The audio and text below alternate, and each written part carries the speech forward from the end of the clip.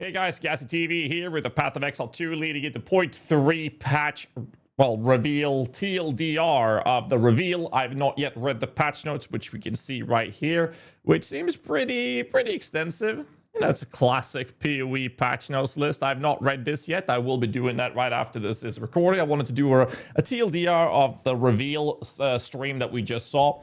Also want to point out that at the time of this recording, tomorrow I will be live streaming Last Epoch launch playing a Necromancer minion build. Tune into the stream for that if you want to check that out. And we'll play quite a lot of Last Epoch as we then move into slowly progressing into the idea of fully focusing for Path of Exile 2. All right, I don't want to waste your time. Let's crack into it. I have a little bit of a list, so I'm going to read through it. Essentially, we are going to start with picking out some of the big stuffs that I think we should be mentioning, which is in this TLDR fashion of the actual reveal. One of the big things we saw is the trading aspect. They've talked about this in the past, where we are going to be able to see an auction house of sorts or a trade bazaar or something that we're going to be testing in the PoE 2 early access. And if that works out fine, they're going to be, you know, it makes some iteration on this. They might actually see the light of day in Path of Exile 1 as well. Essentially, you're now going to have an NPC, Ange, and who is also going to take over Faustus' job of the currency exchange. He will also be able to use your premium stash tabs where you can list items for sale. And now in the PoE trade site, what you'll do is when you click, instead of whispering that person, you're teleporting to that person's hideout and can then buy things from this merchant shop, if you will, that they have listed their items for. This will have a gold cost associated, which is their way of trying to minimize the impact of botters. And basically, when you put up an item for sale, you have committed to that price. So no more price fixing, I hope. So that's one of the big things that's happening. We've been asking for this for just over a decade. You know, better late than never, I guess. So this is absolutely massive. It's going to be crazy to see how this is going to impact the game. I do want to point out that one of the big things for something like this is obviously the fact that a lot of people like myself will get to the point of the game where I'm not going to leave my map for something that is below X amount of currency or value. So I stop putting those items for sale. I vendor them. Something like this would allow me to put up more items for sale, which means the market will have a significant higher amount of items for sale, which is also better for casual players as they start playing. Instead of people just don't respond or even list their items, will now have access to these items on a consistent basis. And I think this is a really cool thing. Another thing they mentioned was classes have basically all been buffed. There's some new skills, massive skill buffs. There's some massive minion buffs, to name a few. I don't want to talk about this in specific because I'm going to see that in the patch notes, but this basically, the 0.3 patch is your 0.2 patch, but positive, because 0.2 was crashing things down. 0.3 is the same type of scope or scale in terms of balance changes, but in, you know, upwards instead. So I'm very excited for this. There's going to be 150 new passives added, 100 notables and 20 for each class or something like that. It's going to be absolutely insane. They did show an after and before picture on the skill tree, which is absolutely brutal with what they're doing. This includes keystones like Hollow Palm is coming in for monk players, for example, that wants to use, you know, martial arts kind of a combat where they're using their fists instead. It's going to be absolutely beautiful. I'm very happy to see this because it's going to be a lot of theory craft and more build diversity in general. This also includes things like we're able to use multiple supports, and instead of them being locked to you can only use one martial tempo, you can now have every skill that you can support can have martial tempo, for example. There's tiers of support and stuff like that as well. So I'm very excited for these changes, especially with the gem changes, to be fair. It's going to increase build diversity quite a lot, I believe. They also released Act 4, the third edict. There's going to be 8 islands you can do in any order, 100 plus new monsters. And when I say new monsters, obviously I mean 100 plus new specters, which we'll be diving into, which are receiving a spirit balance fix, making them more attractive, and damage boost to this as well. 12 plus bosses. And after you're done with Act 4, you don't have to go back to cruel difficulty and repeat any of the acts. Instead, what they've done are temporarily adding 3 short interludes, which is going to bridge the gap between Act 4 and the endgame content, which I was told was once they're ready to release Act 5, Act 6, these 3 interlude side campaigns, which you can do in whichever order you want, by the way, will then be taken away. However, the bosses from them and monsters will be introduced to the endgame as map bosses, for example. So that's their process of removing the cruel difficulty. The league that we're getting associated with the 3.3 patch is the Abyss League, and basically it's the same process as PoE 1. Cracks are opening up, monsters crawl out, you kill them, you benefit. Once you finish an Abyss chain, if you will, there's going to be a chance for it to spawn. I'm not sure what the name was for PoE 2, but in PoE 1 it's called the Abyssal Depths. And you can, or an Abyssal Trove chest will spawn with some specific loot to it. If you spawn the underground area, you'll get to the lightless kind of city or town or whatever you want to call it, where you're fighting these monsters. There's kind of ancient spires and Vessel of Kulabak. There's so many cool things. And the Abyss League, for me, is one of my favorite leagues in PoE 1, so I'm extremely excited for this. Some of the rewards is the chest I mentioned. Special item mod said Darkness and Throw Belt is what we've seen. And there's also a bunch of extra omen crafts and whatnot, and currency ore where you can basically... I'm not sure what the wording was for it. Desecrate your item or something like that, I think it was called, where you can add like a veil modifier to an item in PoE 2. You go to this well zone. Once you do that, you can then put your item in, throw it into a well, and then the little creature picks it back up, and you get to choose 3 different mods to it. There's even an omen that lets you re-roll the 3 choices as well. Pretty cool system. And then there's an item they teased, which was some finger butthole. And not the butthole part, that's from Elden Ring, which allows you to jump into this well where you're tossing the item for this desecration, but they didn't tell us much more what happens if you jump in. No clue. Maybe it's something with the Ascendancy. We have no idea, because they never mentioned Halls of the Dead, which is the Trial of Ancestors town or hub area for what they've been teasing to be the Ascendancy, or the 3rd Ascendancy system in PoE 2. So we haven't gotten any sort of information on that yet, but maybe this will be the process. I have no idea. Another cool thing they're adding is quite a controversial topic. It's sprinting. So most people have been complaining about movement speed in the game. Oh, we're too slow. It's too slow. It feels like a slog to walk around. You're just a snail. Essentially, what they're doing is they're providing a mechanic called sprint. Basically, if you hold down your dodge roll, your character will do a dodge roll, and then start sprinting afterwards. This will significantly increase your movement speed to the point where you're basically outrunning any type of minion or enemy in the game, is what they've said. However, you can do this endlessly, but if you get hit by something, your character will fall over and basically create what's referred to as a heavy stun effect on you. And this can be very deadly. I think this is going to be pretty cool, but it does help you cross big zones or even escape fights. And we'll see how much of an impact this will have in terms of making people feel better about this pacing of the game in general, because it doesn't take away from the visceral combat feel where you're not that fast during combat, but between combat you are able to then move faster around the areas, which I think could be a pretty cool middle ground, but I don't want to say too much about it until I've actually play tested it and got a feeling for it.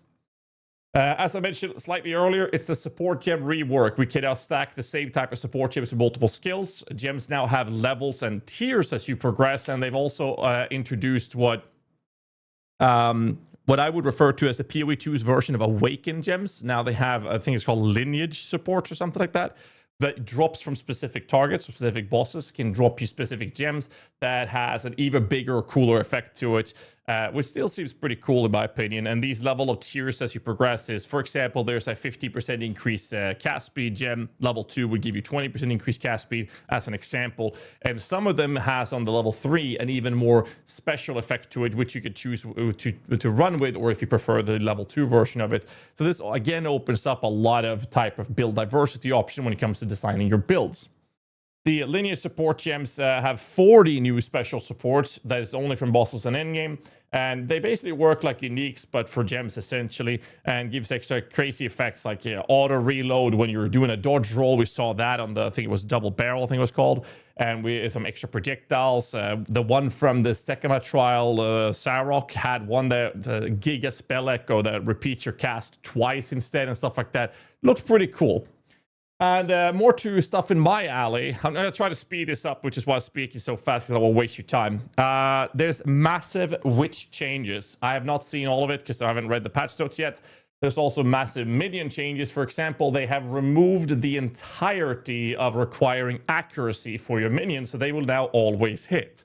This is a quite interesting topic because it removes a layer of gearing required for these type of builds, which means the skill tree is also going to see some massive change when it comes to the minion nodes.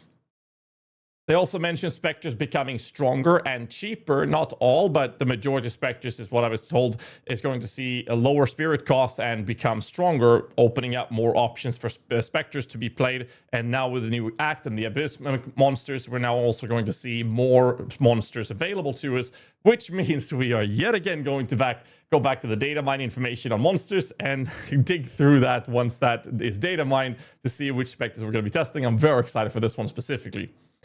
Unearth can now use the corpses of your dead skeletons, which means since we're not able to generate corpses in a boss fight, but if your skeletons die in a boss fight, then their corpses can now be used to summon Unearth, allowing Unearth to become a useful skill in single target boss fights. Another thing with skeletons we saw, which includes Unearth, is that apparently the melee unit seems like it's across the board. I need to check that they have some sort of leap ability, allowing them to basically leap towards their targets to be more aggressive in that sense. This is impossible even with patch notes to tell if this is going to be good, so we'll have to play test this, of course. But it does open up the possibility for people to play like the Brutes, the Reavers, or Unearth, having them to actually perform better. This hopefully will help things like monsters clunking up or minions clunking up in a short corridor, or a tight corridor, or a door, where they can now leap through this to actually be able to attack the enemies. Again, impossible to tell with the theoretical information. We'll have to see it in game. Some mechanical changes. We have combat accuracy, armor is buffed, added deflection for evasion builds, where you can stack deflection, which is a new modifier based off your evasion, which you can go up to 100%. Very similar to mechanic to that of glancing blows from last epoch. And basically what it does is it makes you take 40% less damage from every hit if you have 100% deflection. So there's some pretty crazy buffs here. Some armor stuff is there to allow you to mitigate elemental damage taken by having armor through modifiers. There's some accuracy changes as well. So there's quite a lot of minor changes, and we're going to be going through the details in the patch notes here. There will probably be a video tomorrow after this video is posted. They've also made a huge change to ailments and in general. So, for example, instead of having flammability, conductivity, frostbite curse, reducing enemies' resistance with a specific element, you now have all of them baked into elemental weakness, reducing elemental resistances across the board. This has also changed when it comes to exposure. Instead of an exposure for a specific element, it's now providing elemental resistances as a whole, as a negative debuff on the enemies. This is to further incentivize people to make builds utilizing different types of elements, and also removing the time it takes to switch your weapons to further incentivize the idea of using different types of elements as you're playing. This is combined with doubling the duration of ailments, such as shock going from a 4-second duration to an 8-second duration, allowing for combos that is utilizing shock, for example. And the same thing with ignites and freezes and stuff like that. All of these things have been taking massive changes to further incentivize the idea of utilizing multiple different ways of playing the game, combos, and all of these things. Crafting is a pretty interesting changes, which I wasn't expecting to see. There's now newer, higher tier currency. We could take transmute as an example. There's a transmute tier 1, if you will, which is just making a white item into a blue one with one more modifier. There's a tier 2, which does the exact same thing, but the modifier it adds has a minimum level requirement, guaranteeing a higher tier of modifier on that item. And obviously, there's even a higher tier being tier 3. And this seems to be for quite a few orbs in the game. There's also the introduction of exceptional items. Basically, it's your crafting basis. Now they have the possibility to drop with 30% quality, or they can drop with an extra socket that you normally would only be able to get with vol orbing them or corrupting it, which you can also corrupt to get yet another socket on. So there's quite a few things with the exceptional items, which is, to my understanding, the kind of end game base items you'd like to craft on or work on or drop that you're going to use for your end game characters. They've also added more essence tiers, which is also pretty cool, where they're adding little changes to how that works in general for better freedom of will when it comes to crafting options available. And they're adding the very expensive and sought after high-end crafting material called Hinocora's Lock from Path of Exile 1 is being introduced to Path of Exile 2. This is also included with a bunch of omens. They only showcased a couple of them, but there's going to be quite a few more that we have not yet seen. Jesus Christ, I'm speaking so fast. Endgame. There's 25 new maps with Act 4 / the interlude content. New encounters such as sandstorms, maelstroms, and Wall of Vaults will now be available on the actual Endgame Atlas system, which looks really cool.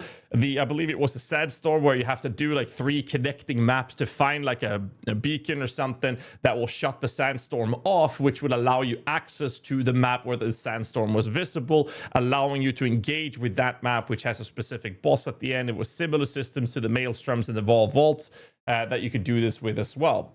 There's Uber versions of bosses. This includes Uber, Arbiter of Ash, for example, which is only available if you do the same type of content, but on the higher difficulty with the maximum amount of boss points spec'd on your Atlas tree, for example. That allows you to drop the Uber version of the keys to Arbiter of Ash, whereas if you don't have all those points, when you kill one of these bosses for the Citadels, you instead get the regular version of Arbiter of Ash. And they also have these big bosses have exclusive lineage support drops as well.